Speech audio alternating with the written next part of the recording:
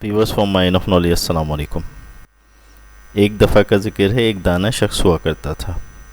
वो अपने गांव का मेयर था। हर कोई उसकी इज्जत किया करता था और उसकी राय को वज़न दी जाती थी। लोग उसके पास अपने मामलात पर राय लेते थे। ताहम उसका बेटा बहुत सुस्त और निकम्मा था और अपना वक्त सोने और दोस्तों के साथ आवारा गर्दी में गुजारता था। बाप की कोई नसीहत या धमकी का उस पर असर नहीं होता था। वो टस से मस ना होता था। अरसा गुजर गया और दाना आदमी अधेड़ बुन की उम्र में पहुंच गया। उसे अब अपने बेटे की ज़्यादा फिक्र होने लगी। उसे एहसास हुआ कि बेटे को कुछ ऐसा देना होगा ताकि वो आइंदा खुद अपनी और अपनी फैमिली की देखभाल कर सके। लिहाजा एक दिन उसने अपने बेटे को कमरे में बुलाया और कहा, मेरे बेटे, अब तुम बच्चे नहीं रहे। अब तुम्हें ज़िम्मेदारी उठाना होगी और ज़िंदगी को समझना होगा।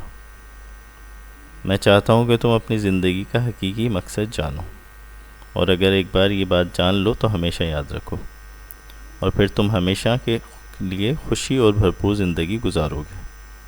फिर बाप ने बेटे को एक थैला दिया। बेटे ने बैग खोला तो उसे 4 जोड़े मिले, चारों मौसमों में पहनने के लिए। साथ ही खुश फूड, खाना, अनाज, बर्तन और कुछ पैसे और एक नक्शा मौजूद थे। बाप ने कहा, मैं चाहता हूँ तुम एक ख़जाना ढूंढो। मैंने ख़जाने का नक्शा तैयार किया है जहाँ ख़जाना छुपा हुआ है। तुम जाओ और इसे तलाश करो। बेटे को ये आइडिया पसंद आया। पहली बार उसे लगा कि उसके बाप ने कोई अच्छा आइडिया पेश किया है। लिहाजा दूसरे दिन वो शौक़ के साथ ख़जाने की तलाश में निकल खड़ा हुआ। उसे काफ़ी दूर जाना था, सरहदों, जंगलों, बेबानों और पहाड़ों से आगे। दिन हफ्तों में और हफ्ते महीनों में बदलते गए। रास्ते में वो कई लोगों से मिला। कुछ ने उसकी मेहमान नवाजी की और मकान के साथ उसको पनाहगाह दी। उसका वाक़ा डाकुओं से पड़ा जिन्होंने उसे लूटने की कोशिश की। कुछ लोगों ने धोखा देने की कोशिश भी की। उसने इस सफ़र में इंसानियत का बदतरीन रूप भी देखा और बेहतरीन भी। मौसम का तग़य्युर और साथ में आब व हवा की तब्दीली भी देखी। जब मौसम ख़राब होता तो उसे एक आध दिन के लिए रुकना पड़ता और वो फिर चल पड़ता जब मौसम ठीक हो जाता। आखिर लंबे सफ़र के बाद वो अपनी मंजिल पे पहुंचा। ये एक पहाड़ी चोटी थी। नक्शे के मुताबिक ख़जाना चोटी के नीचे दरख्त की कौ में था। उसने खुदाई शुरू की। हर तरफ ऊपर नीचे दाएं बाएं दरख्त के, मगर कोई ख़जाना ना था। 2 दिन तक वो मुसलसल खुदाई करता रहा ख़जाने की तलाश में। तीसरे दिन वो इस कदर थक गया कि उसने हिम्मत हार दी। बाप के झूठ पर मायूस वो वापस घर की तरफ रवाना हुआ। वापसी पर वो इन्हीं हालात से गुज़रा, मौसमों, लोगों और तमाम चीज़ों से होता हुआ। मगर उस वक्त वो बाहर के मौसम से लुत्फ़अंदोज़ हुआ। हर तरफ हरियाली और फूल थे। वो कुछ जगहों पर सिर्फ खूबसूरत नज़ारों और शामों की वजह से रुका रहा।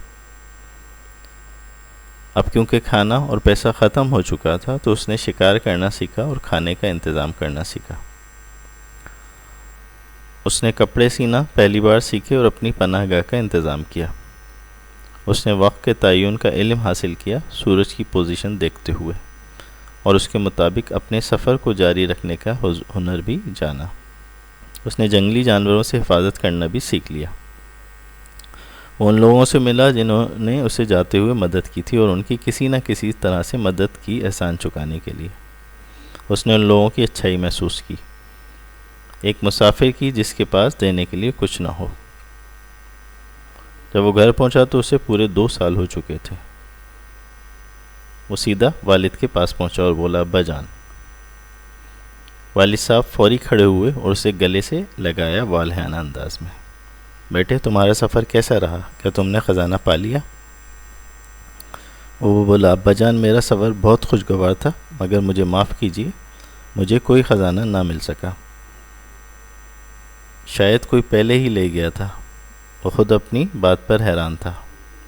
उसे अपने बाप पर कोई गुस्सा महसूस ना हुआ। उसके बजाय वो बाप से माफ़ी मांग रहा था। वहाँ कोई ख़जाना ना था मेरे बच्चे, वालिद ने मुस्कुरा के कहा। मगर फिर आपने मुझे वहाँ क्यों भेजा? वालिद बोले, मैं ज़रूर बताऊँगा, मगर पहले तुम बताओ तुम्हारा सफ़र कैसा गुज़रा। کیا تم اس سے محظوظ ہوئے؟ تم نے اس کو انجوائے کیا؟ بیٹا بولا یقیناً نہیں، کیونکہ جاتے وقت میں پریشان تھا اور کم وقت تھا کہ کوئی خزانہ نہ لے اڑے، میں جلدی میں تھا کہ خزانے تک پہنچنا تھا، مگر واپسی پہ میں نے سفر خوب انجوائے کیا، کئی دوست بنائے، کئی ہنر سیکھے اور جینے کا ہنر خاص طور پہ سیکھا۔